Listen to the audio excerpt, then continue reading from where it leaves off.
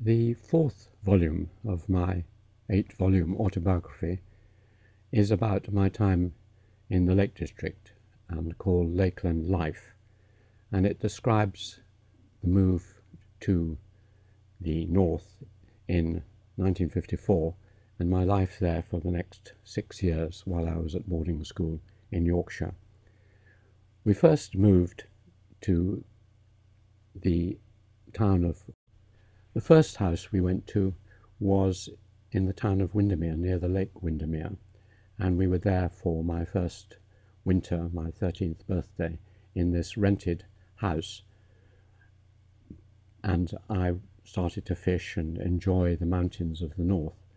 But soon we decided we must buy the first family home in this area. So we moved to Esthwaite, which is shown here, the Esthwaite Lake, and to the north, near the letter H of Hawkshead, was our family home. And it was these hills and rivers and streams and lakes that I came to know very well, and it was the same area exactly as William Wordsworth went to school and wrote his great poetry about becoming a poet. The house we bought, Field Head, was half of an old farmhouse, and my room for the next over 10 years was the one above the porch here, a small oak-floored room which became the centre of my life in many ways. It was a lovely house, very well built and had real character, and it also had a nice garden, and from behind you could see the back, my sister's room up on the top there, and the gate out onto open land for miles. We used to walk out of that gate with our dog, and you could explore hills and mountains across footpaths for miles in any direction. So it was perfectly situated away from anywhere, about 1.5 miles from the local small village, or rather small town, of Hawkshead itself. This is Hawkshead around the time I was there, with the church on the right and the grammar school where Wordsworth went to school below the church on the left. A very pleasant town with just 1 or 2 shops and pubs, and a real community feeling when I was there. The centre of the village in some ways was the church, where many years later I would get married, and below it on the White House is Hawkshead Grammar School that I've mentioned. And you could hear the church bells tolling as we went down each Christmas and Easter down across the fields to attend the church here. One day I would get married there. The village and church were above Esthwaite Vale, which was the scene also of Beatrix Potter's books, those set around water, Jemima Puddle Duck, or the ones about frogs and other creatures. This is the valley she's writing about. So it's associated with these 2 great writers, Wordsworth and Beatrix Potter. Around it was beautiful scenery. One of the most beautiful spots was Tarn Howes, a lake or tarn above the village, where we would go and became very important for swimming, for skating, and just for its beauty and for walking round it. And this is an old postcard of it, which will catch some of the beauty later. I mentioned Wordsworth. He was a huge influence on me. Here is his signature, is on the bench, which you can't quite see to the right. And this was the schoolroom where he spent 5 years or more. And it was during those years that he became a poet, inspired by the natural scenery, which I became so fond of, and roamed round reading bits of his poetry and tracing him. The actual beauty around there, which he records and which I remember, is shown better with recent photographs that I've taken on a revisit a few years ago. And this is Tarn House, and just on the right there is where we used to set out when the tarns were frozen. That was the place we'd skate away from, and it was also where I went back on hot summers with friends and swam. And so we walked around this beautiful tarn, and it brought back memories of many walks with my grandparents and myself. There was fishing here and elsewhere, and also it was a place where you could just sit and contemplate, and I think my love of nature and walking arose out of that period, obviously, much more than my childhood in Dorset. On one occasion recently, we walked over from Lake Windermere down into the valley of Esthwaite Dale, Sarah and I, and along this path. And I only realised after we'd done it, when I reread the prelude, that it was exactly along this path that Wordsworth had walked one day, and halfway along he'd suddenly been struck by the fact that he was going to be a poet. So it may have been more or less at this spot that the inspiration came on him. Of course, when you go back, everything has changed and shrunken. And I remember as a child quite a large stream in which I used to passionately fish, called Black Beck, just below where we lived. And then when we went back, Black Beck was like this, just a very small stream. Of course, in the winter it would be bigger, and yet it was big enough to have plenty of trout in it, and that was one of my delights, because you could go down on a summer evening and catch a few trout, maybe if they were big enough, bring one or two back, and that played an important part in my childhood. The people who played an important part included my grandfather, who was a retired colonel from the Indian Army, and he and I were very close friends. He was a delightful man who loved poetry and painting, and also walking and gardening, and he taught me to garden. And he and I used to plod off with our dog across the fields, discussing this and that. Very unthreatening, very supportive, nice man. And his wife, my grandmother on the left there, was the person who organised everything. There are my younger sisters, Fiona and Anne, and our pet dog of that time. And my grandmother, who was a great cook and a very social person and a very good organiser, was the main force in my life during these years, because my parents were in Assam, India, and away for long periods. So I depended on her. And the front garden had a lovely yew tree under which this photograph is taken, with the house behind. This is showing me when I went to Sedbergh, we could choose, that is the boarding school, we could choose either to have long trousers, grey long trousers, or a kilt. And as I was Alan Donald James McFarlane, they chose a kilt for me. So this is me at about 15, obviously home for the weekend, I should think, wearing my McFarlane tartan kilt. Walking the dog, Juno, she was called, a boxer, by myself or with my sister, or training her or playing with her, and then a succession of dogs, was obviously a very important part of my life at this time. And not only did we train Juno, but we would enter Juno for the local fair, the Hawkshead Fair, which was an annual event. And here my sister Fiona and I are at the fair with our boxer, who occasionally won 4th or 5th prize as a boxer.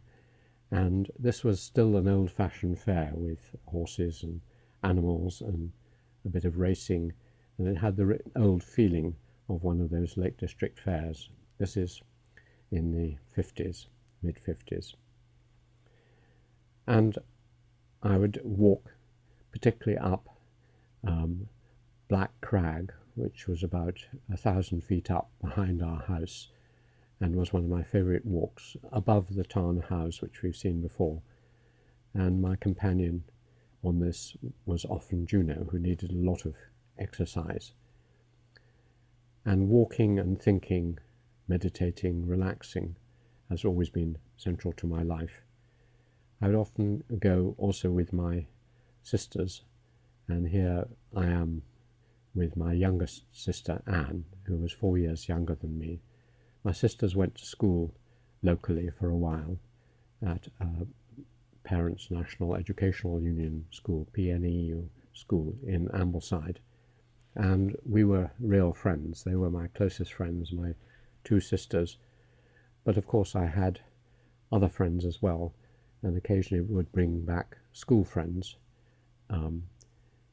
and here I am with my sisters. We've all now grown up into late teenagers, and Fiona looking very smart, and Anne around the age of 17 or 18. I would place at the centre of this home life really fishing for trout, which became my obsession. I planned for it in the winter, draw up complicated diagrams and accounts of where were the best rivers and streams, the size of them, their quality in terms of stars, some of them at school and some of them in the Lake District. And then I would go out onto the small tarns and rivers, fly fishing mainly, which was something I learnt at this time and really delighted in. And so here I'm on a local tarn, casting a fly. I particularly liked dry fly fishing, which was unusual in these waters. You usually fished with a downstream with a wet fly, but by doing that I seemed to be successful. Another of my hobbies, and I went through the sort of pop revolution at this time. This is the time at the beginning of skiffle groups and pop, which I'll talk about elsewhere. But I bought a guitar, and with my friends we used to have jamming sessions where we would play Elvis Presley and Lonnie Donegan and the new kinds of music which suddenly burst on our scene around 1956, 1957, 2 years after we'd arrived here. We also had a rich social life with our relatives. My uncle got married nearby, and my younger sister here is one of the bridesmaids. So a family life with family whizzing in and out, friends whizzing in and out, and the beginning of another chapter, which was parties, real parties, and the beginnings of real girlfriends. So our next door neighbour had a party, and I remember going to this, and here I am on the bottom left with my first girlfriend. She was about 16 and I was about 17, and behind it my sister and a number of friends. We had a gang, as it were, of people. We would go around to each other's houses and have parties. So it was a very sociable sort of life. The documentation for all this is not the photographs, but mainly letters. And so we'd have letters, because my parents were abroad, weekly letters, and from about the age of 15 I was keeping these letters very carefully. Here is a letter from my father. He didn't write very often except for birthdays and so on, but he was a good writer when he did write. And here is one of his letters to me, probably wishing me well for some event that was about to occur. And then there were my own letters. My mother fortunately kept most of my letters, and here I took a sandwich lunch up to the Tarns, but as there were so many people we took it up onto the top of the hill on the other side of the Tarns. So I described my life. The closest I got, I didn't really keep a diary, but these weekly letters give a portrait of how I was developing here. The most important of the letters, though, were those from my mother in answer to these. Here you can see a little fish in the middle, and I'm obviously describing my own fishing exploits, and the enthusiasm I had for fishing, music, friendship, and so on comes through in this, what is mainly a chronological account, but also looking at it under various kinds of themes like motorbikes and so on. Here is a bit of my mother's writing about this. This is actually some memoranda she wrote at the time, not very many unfortunately, but some memoranda reflecting on us and describing her feelings about us when she came back. And then she wrote to my father frequently describing how we were getting on. One highlight of this time was at the age of coming up to my 17th birthday, going out to see my parents on their tea estate with my sisters and my mother.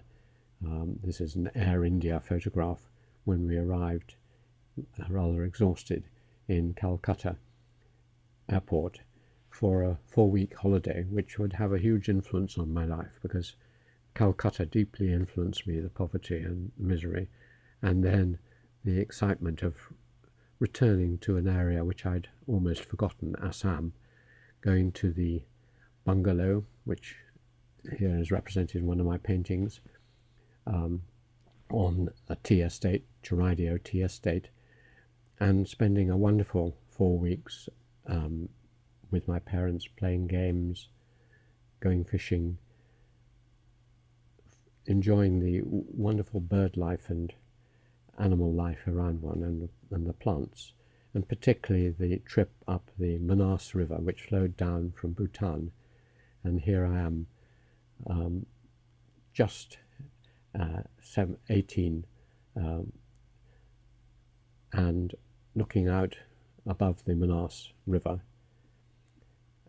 I was so enthused by this that I wrote a diary of the time, which is incorporated into the book. The other big expedition was when, in my last summer, full summer at school, a friend of mine from the house went for a 3-week expedition around Europe, tracing the footsteps of William Wordsworth on his continental tour when he wrote some of his famous poetry. So we went down through France to Geneva, Lyon, Geneva, to the Italian lakes, and then back. And this is a letter I wrote home describing that. And to get better hitchhiking, I went in a kilt, which seems to have been occasionally successful. And here I am striding out with my sleeping bag and a friend across Europe, my first solo expedition. I left the school a term early because I'd got an entrance to Oxford University, and so I spent the summer trying to earn a little bit of money. And again, a formative experience. I went to Bergen in Norway, and after a little hunting, managed to get a job as a mess boy, messegut, on a boat going from Bergen to Rotterdam, and that again, suddenly seeing the life of an adult on a small boat, homesick, seasick, lovesick, but very formative, and at least I could still play football. And I'm on the top right there. They assumed, not the top right, second from the top right, they obviously assumed, as I was an Englishman, I was a great footballer. Luckily I was quite good, but many wouldn't have been that good. So this is the end of my time before I go to university in the Lake District, and the end of Lakeland Life.